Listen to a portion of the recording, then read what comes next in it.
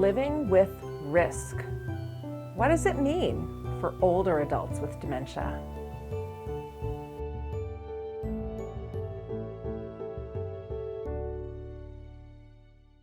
If you haven't watched before, my name is Dr. Nicole Didyk, and I'm board certified in internal medicine and geriatric medicine. For the last 20 years, I've been looking after older adults and their families. A big part of my practice is older adults who are living with dementia. And I wanted to make these few videos to talk about the key connections that I think if caregivers, whether they're unpaid caregivers or formal caregivers in the health system, if they make these critical connections, it makes looking after someone or living with someone with dementia a little bit easier, or at least it gives you some insight, some really clear insights that I think are important. I notice that some of the same things come up over and over in the older adults living with dementia that I see in my practice. So let's address some of these critical things. The first thing that I wanted people to reflect on and learn about is denial. So I'll link to the video on that down below and in the cards. But I also, today what I want to talk about is living with risk. And I've made videos about this before. In fact, it's one of the first videos that I ever did. So first of all, what do I mean when I say living with risk? Well, this is a phrase that I sometimes use, and I used to be asked a lot, and I still am, about if a person, an older person, is safe. So a common scenario will be that Fred is living in the community and he's widowed, or maybe he never married, and he's kind of living in a farmhouse all by himself, and his sister's worried about him because sometimes his heat gets cut off and then he uses the wood stove to heat the home, and he'll go out in the bush and chop wood, and some of the stairs are kind of rickety. He could fall. He has a dog that most of the time he's looking after him okay, but Fred's got dementia. He just got this diagnosis. And is he safe? And the sister's wondering if he's safe, and the care coordinator wants to know if he's safe, and so does the doctor. And, safe, is he safe? Safey McSafe safe. This safe term comes up all the time.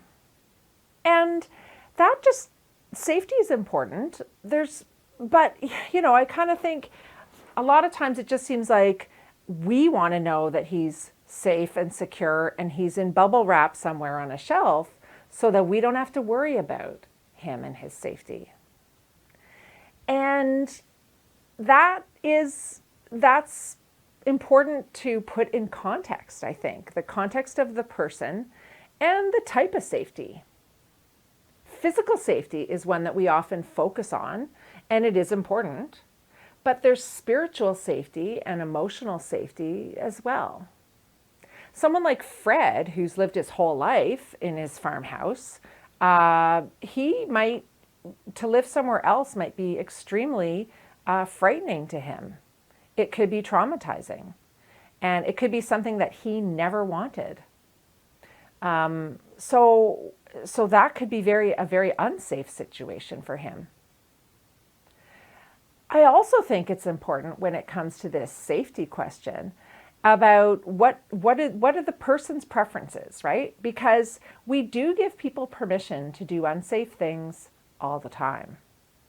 For example, we let people skateboard and skydive and eat habanero peppers. All kinds of things, right? That involve some risk. And if someone's capable of deciding to do that, we allow them to do it. It's that capacity thing that kind of gets in the rub when it comes to dementia. And it's true, if someone who's living with dementia has changes in insight, as we've talked about in previous videos, they might not really see the picture clearly, not clearly enough to make an informed decision. And that does make things difficult, but it doesn't always mean that we have to do the safe thing for them.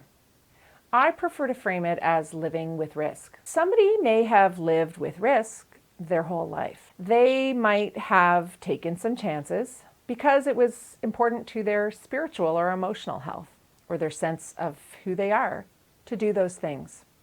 And just because they're older and have developed dementia doesn't mean that we should necessarily step in and make it so that they can't take those risks anymore. In the case of Fred was open to having people come in and kind of get more information about how he was exactly organizing his life. He was open to getting some renovations to his home so that it was a little bit safer. And he was open to letting somebody else pay his heating bill so that he didn't have to use the wood stove as much. But he was still going to go out in the bush without a cane and without a cell phone and put himself at some risk. When we talked to Fred's family in more detail, we kind of came up with the information that that's the risk that Fred probably would want. I think when we kind of move away from this big safety worry, which is a reasonable worry to have, we can allow people sometimes to live with risk. Now, it's a very case-by-case situation. Of course, there are some things that people do that put themselves at risk, that could put others at risk, and then we have to take that into account too. But to automatically say that something is not safe and to jump to intervening and putting a person in a bubble wrap kind of situation isn't usually the way to go. It's not what I would want if I was in Fred's position.